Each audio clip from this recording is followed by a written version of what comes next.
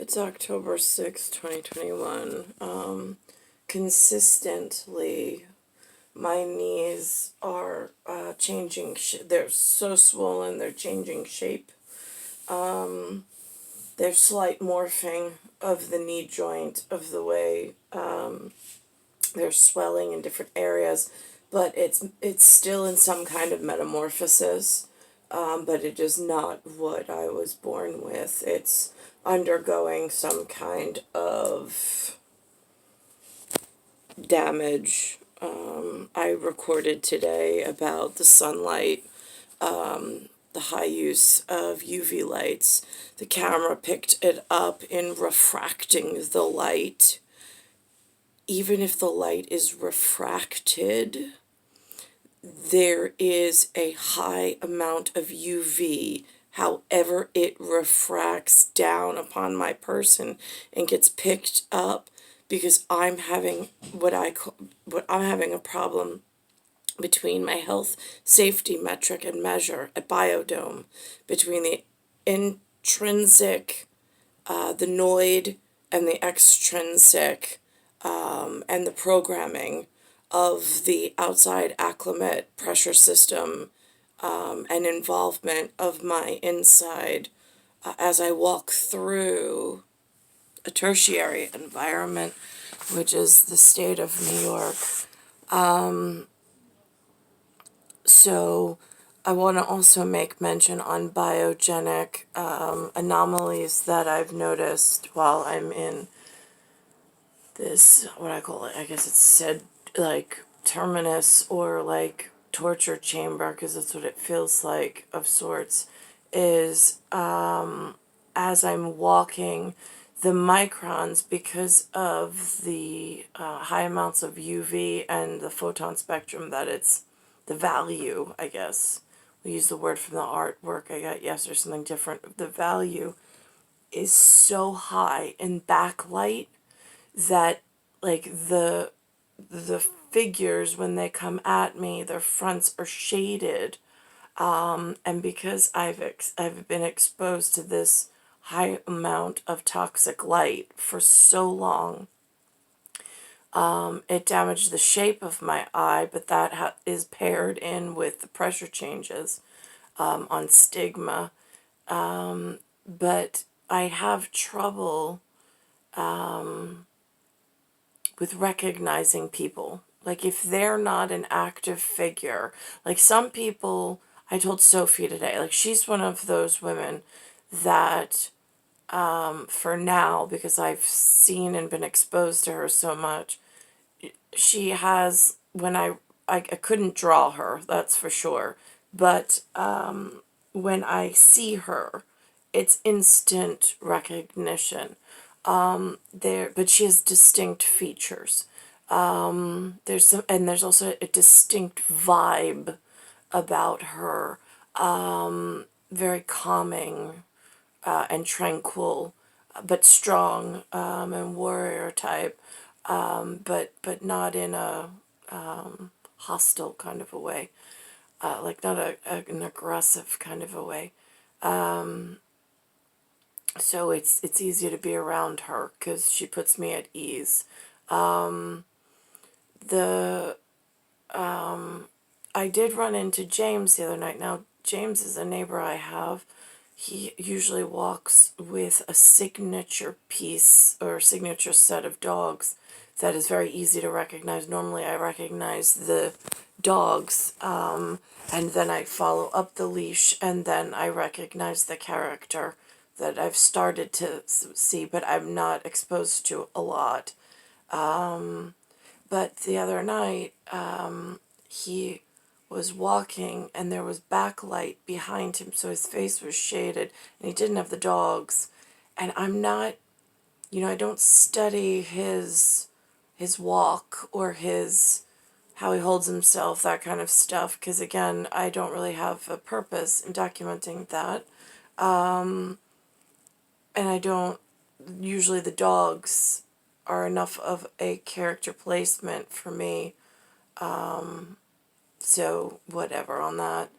But I felt bad because he recognized me with the umbrella, as I was coming one way, but I couldn't see his face, and there was the silhouette of the man known as James was not distinct enough of a characteristic for me to go, you know what, I can say hi, because I know that's definitely him, because I really wasn't sure in the dark lit.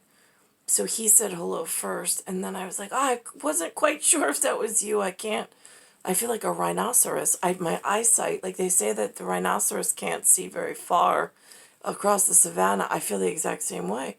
I'm like, you start to doubt your own natural born senses, and you don't want to upset anybody in the neighborhood, but also you are cautious, quietly cautious, as to knowing where your limits are and being able to distinguish features and a repetitious set of exposure to the same character.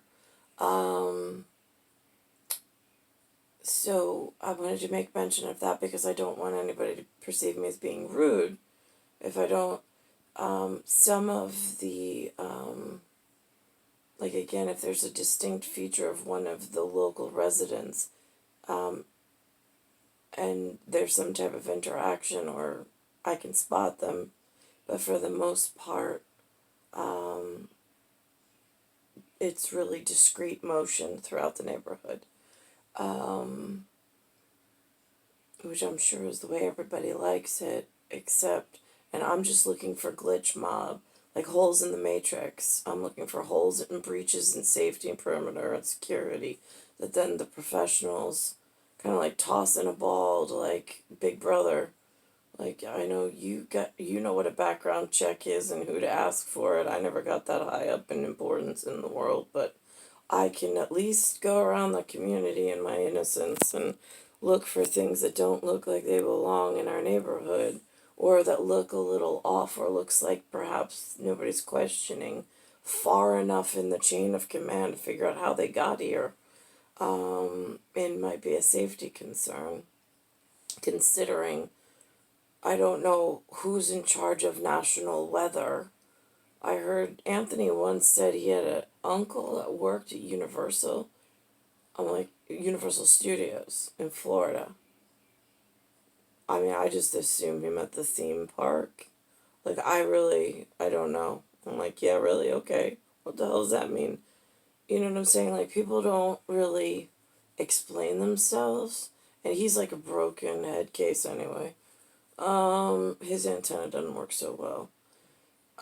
Even when, like, he receives messages, like, he could be on the right track. Like, I'll be honest, like, sometimes if he does drugs, like, he'll be on the right track. Like, he'll have to tell you something, and he becomes, like, really clear and sharp, and then he's able to, like, put his thought patterns together. So, like, I don't know what the chemistry mixture with the outside world, like, how that interaction through the noid is working for him.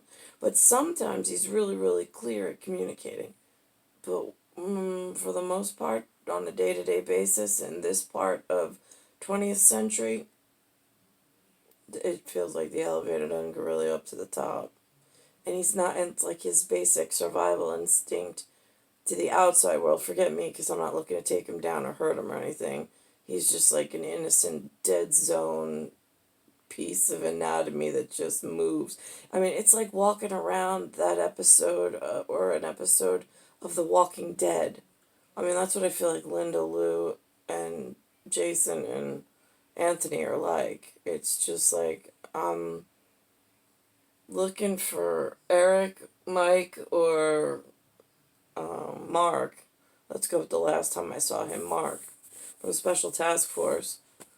And I'm like, I know what he looks like when I see him, kind of, sort of, in a, like, he's like incredibly handsome, but it gets confused. Like, Johnny Lasagna was a good example of, now you have me in a dilemma, because now I showed up and I'm Anthony's ride to the bar. It would be really rude of me. Like, I get to be little lady. I'm like, do I leave him at the bar? Plus, I just met you. I don't really trust Nora, but she's saying that you're cool. Like, yeah, what does that mean?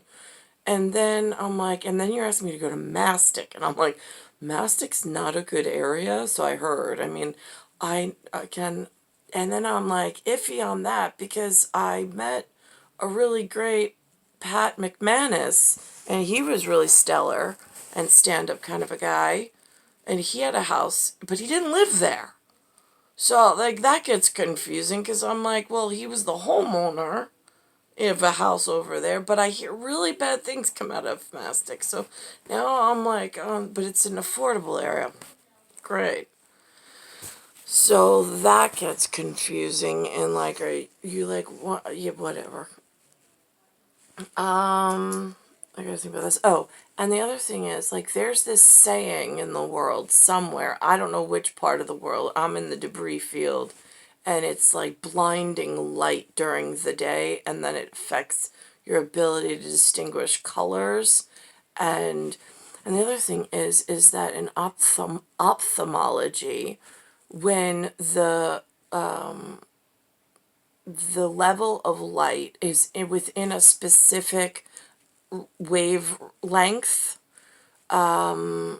it interferes with the intake and then the wave pattern of the, I guess, like the neuron like the way that the neuron transmitters are all in the eye cells. I mean, there's nothing different in an eye cell. It goes straight to neurotransmitters, and there's some kind of hormonal, I don't know. This is the way you humans explain things. I'm like, so you believe that? But, like, I'm trying to dull it down and make it more real, and you're telling me it's not high scientific in wording enough. Yeah, you humans really... So anyway, so there's this saying, it's called, I'm going to take you to task. Now, I was thinking about it. I'm like, now that used to be like a really frightening thought. Because that was like, I'm going to take you to like the big boss. And then at some point, that actually became like, will you? Like, maybe, like, you'll bring me to the Wizard of Oz? Like, maybe, and he can figure out for me who I belong to? Like, would you really? I mean, so I don't know how that works, because I'm pretty sure I learned it from Lynn, but then again, I can't remember or recall a time she's ever really said it. Tonight, by the way, Anthony, my Mayan calendar baby, brought home a book called How Pizza Came to Queens, something like that. But inside, halfway through I'm saying pizza, like New York, and then halfway through the book, it says phonetically pezza, and I'm like, or it could be pizza, pizza, but then that's more like piazza, but whatever. But it says, it looks like it reads pezza, pezza, which I think was something else that was important somewhere in parallel dimension of quantum quirky things of, I don't know why I keep ending up here without Special Task Force Mark. Let me think about this. So that happened. So, oh, and then there's a thing, and that's a scholastic book. It has some kind of like scary prehistoric note in the way back. I also read the dedications on the front page. I think they're called dedications. And it says to Guru something, something, something, something, something. And it was Pellegrino was the woman from Italy that said pezza. I know that this story has incredible significance. I read it to Nucci tonight. Halfway through, I said pizza like New York until I got to the defining moment of the dictionary put in the book, which was important at Scholastics. And then it said it was copywritten in 1989, but it wasn't printed until 1991. I was like, interesting fact. And then it said that there was there seems to be on the side an ISBN chaseable number. I said to Nucci, I'm like, that seems like International Scholastic, and then it's a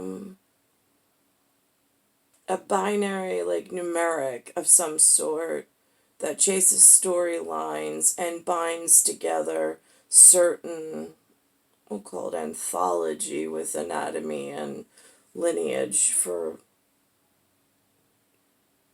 when the world doesn't turn, when it goes. And then I was thinking, I'm like, so now let's think storylines of like, if I was a Hollywood movie director in like the worst horror film ever, and somebody already hit my area with a nuclear bomb, and then they just put fallout shelter on the telephone building, figuring nobody would know, but we put it on Main Street. We let them know, and then nobody talked about it. I'm like, yeah, that's really what this feels like. And then like the afterglow being the dome at this point in this debris field. I'm like, and then nobody seems to want to come to visit the after effects of nuclear radiation while I'm stuck here. So then it kind of feels like that's why there's the tele-vision. They're like, yeah, we'll just put more radio microwaves into the already dangerous habitat. We'll tell them a story from far away. We'll just look over them, pretend we're gods of some sort from somewhere else. Right, yeah, that's kind of what this feels like. I'm just saying, if you know anybody at Task, I mean, I thought Mark was, I mean, he said to go with Mark. And I'm like, well, you tell me. I was like, which one is it?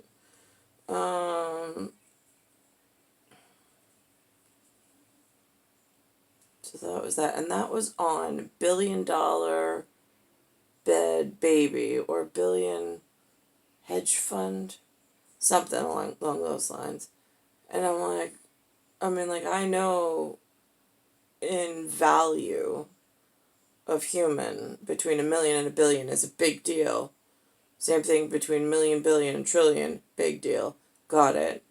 I was like, but in this moment when we're talking about Mark and me and going happily ever after, what's the difference if I call him a millionaire hottie or a billionaire hedge fund? What's the difference? Right? I don't remember getting an answer on that. That's for recall and recapture. I gotta think about this.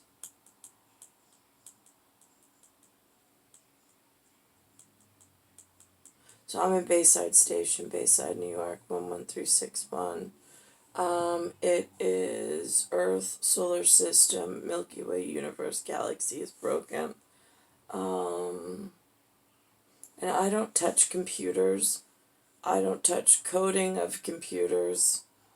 I think on the Windows at some point I got on some call. I don't even know. Lou just informed me that YouTube has some editing feature. I didn't even know. I'm like, I don't know. I make a video, I upload it. That's it, Lou.